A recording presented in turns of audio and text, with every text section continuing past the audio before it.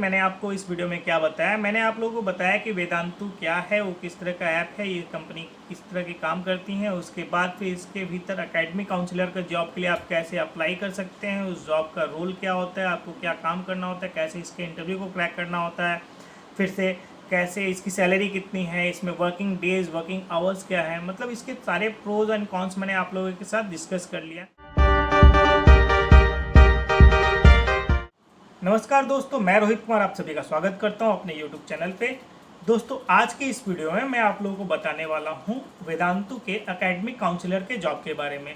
ये जॉब क्या है, इसमें क्या करना होता है, इसको कैसे अप्लाई करना है, उसके बाद कैसे हम इंटरव्यू को क्रैक करेंगे, उसके बाद क्रैक करने के बाद इस जॉब के क्या प्रो और क्या कॉन्स हैं, वो सारी बातें मैं आपसे इस वीडियो में डिस्कस करने वाला हूँ। तो इन बातों को जानने के लिए इस वीडियो में बने रहें अंत तक। तो दोस्तों, पहले हम जानते हैं कि वेदांतु क्या है। वेदांतु एक लर्निंग ऐप है। ये ऑनलाइन लर्निंग ऐप है जिसके थ्रू क्लास 6 से लेकर 12th तक के बच्चों की पढ़ाई करवाई जाती है। इसमें ऑल बोर्ड्स प्राय सारे के सारे CBSE, ICSE और स्टेट बोर्ड्स वगैरह शामिल हैं जिनकी ये पढ़ाई करवाता है ऑनलाइन।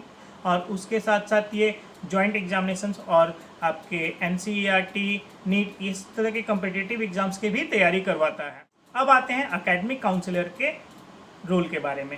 तो एकेडमिक काउंसलर का रोल क्या होता है, उनका जैसा नाम है उस हिसाब से उन्हें पेरेंट्स और स्टूडेंट्स की काउंसलिंग करनी होती है और काउंसलिंग करके बेसिकली सेल्स जनरेट करना होता है। तो इस जॉब पे अप्लाई करने के लिए आपको करना क्या होगा, आपको सबसे पहले जाना होगा वेदांतु की वेबसाइट पे। वेदांतु की वेबसाइट पे जाने के बाद करियर के ऑप्शन में क्लिक करिए। करियर के ऑप्शन में जाने के बाद अब आप नीचे की ओर जब स्क्रॉल करते हुए जाएंगे तब आपको मिलेगा एकेडमिक काउंसलर का एक नाम।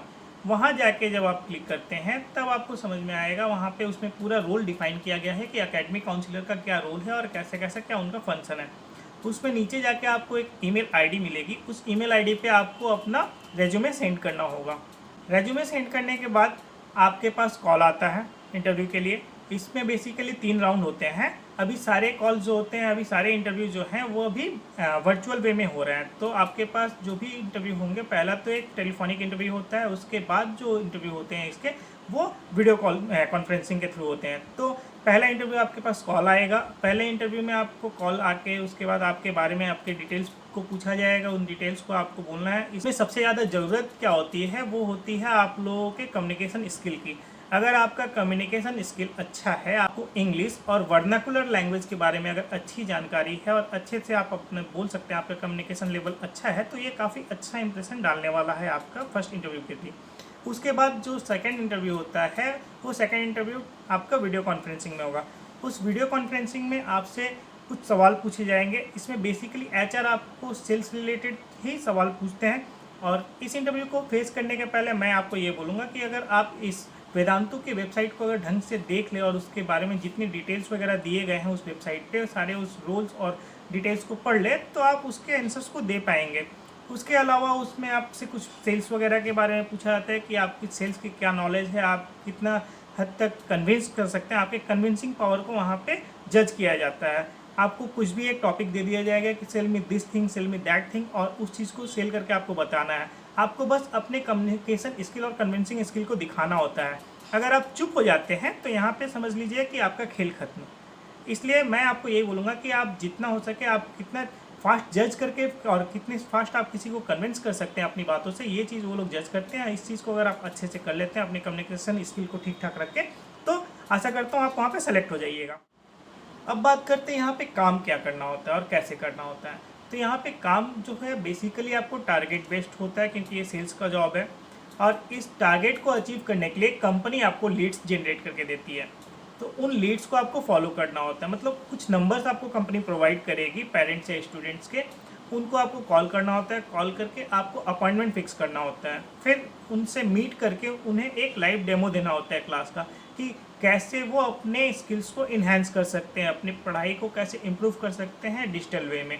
तो इन बातों को बता के उन्हें कन्विंस करना होता है, क्योंकि ऑब्वियस ही बात है, आप कभी अगर किसी पेरेंट या किसी भी स्टूडेंट के पास जाते हैं तो उनके बहुत सारे ऑब्जेक्शन, उनके बहुत सारे क्वेश्चंस, क्वेरीज वगैरह जो होते हैं वो आएंगे ही, वो अराइज होने ही हैं। और उन सबको आपको क्लियर करते हुए अपने रेवेन्यू को जनरेट करना है, अपना सेल्स जनरेट करना है, उन्हें अपना प्रोडक्ट सेल करके आना है। यही है आपका बेसिकली काम। अब बात करते हैं इस रोल के प्रोज और कॉन्स के बारे में। सबसे पहले प्रो तो इसका मुझे एक ही दिखता है, वो है इसकी सैलरी, क्योंकि फ्रेशर्स को भी इसकी स्टार्टिंग सैलरी अराउंड 3.5 से 4 लाख के आसपास स्टार्ट होती है और वो 8 से 10 तक चली जाती है।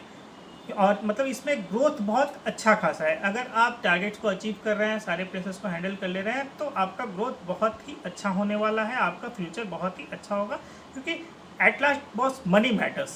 तो यहाँ पे मनी मैटर्स, जिनके लिए मनी मैटर करता है उन लोगों के लिए ये काम बहुत ही अच्छा है। वो अगर टारगेट अचीव कर लेते हैं, अचीव करते जाते हैं, तो आगे उनका फ्यूचर बहुत ही ब्राइट होने वाला है। अब बात करते हैं कॉन्स के बारे में। कॉन्स क्या क्या है? तो कॉन्स जो है, सबसे पहला तो इसका है वर्क प्रेशर। मतलब आपके ऊपर बहुत ज़्यादा वर्क प्रेशर होने वाला है। इसमें आपको टारगेट अचीव करना ही करना है और आपकी स्टार्टिंग की टारगेट आई थिंक 1.5 लाख से 2 लाख के आसपास होती है। उसके बाद होती है जॉब टाइमिंग। जॉब टाइमिंग का मतलब आपको 12 से 14 घंटा मिनिमम जो है, 12 से 14 घंटा आपको काम करना ही करना है। इससे आपको राहत नहीं मिलने वाली। उसके बाद और एक होता है आपका वर्किंग डेज। कहने के लिए तो 6 दिन है और एक दिन आपको छुट्टी मिलती है, एक्सेप्ट संडे। संडे को कभी भी इन सब ऑफिसेज में आपको छुट्टी नहीं मिलने वाली है, क्योंकि संडे को मोस्टली आपको पेरेंट्स या स्टूडेंट्स को मीट करना होता है। तो एक्सेप्ट संडे आपको एक दिन की छुट्टी मिलती है, और वो भी कहने के लिए अगर आपका टारगेट अचीव नहीं होता है, आप अगर अपने टारगेट को अचीव नहीं कर पा रहे हो, तब आपको वो एक जो दिन छुट्टी का है उसे भी काम करना होता है, जो मेरे हिसाब से गलत है, क्योंकि एक दिन इंसान को छुट्टी का मिलना चाहिए।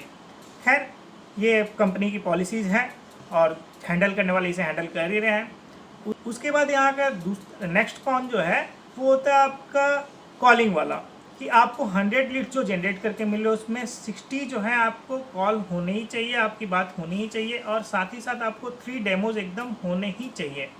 तो पर डे के हिसाब से ये थोड़ा सा ज़्यादा प्रेशर हो जाता है। एंड लास्ट कॉन इसका यही है कि जॉब सिक्योरिटी इसमें कुछ भी नहीं है, जीरो जॉब सिक्योरिटी है। अगर आप अपने टारगेट को अचीव नहीं कर पाते हो, अगर आप अनेबल हो अपने टारगेट को अचीव करने के लिए, तो फिर कंपनी आपको एक इंटीमेट करती है, आप अगर एक टाइम प्रोवाइड करती है, उस टाइम में अगर आप अपने टारगेट को अचीव कर लेते हो then well and good, otherwise company आपको टर्मिनेट कर देगी, वहाँ से आपको फायर कर दिया जाएगा।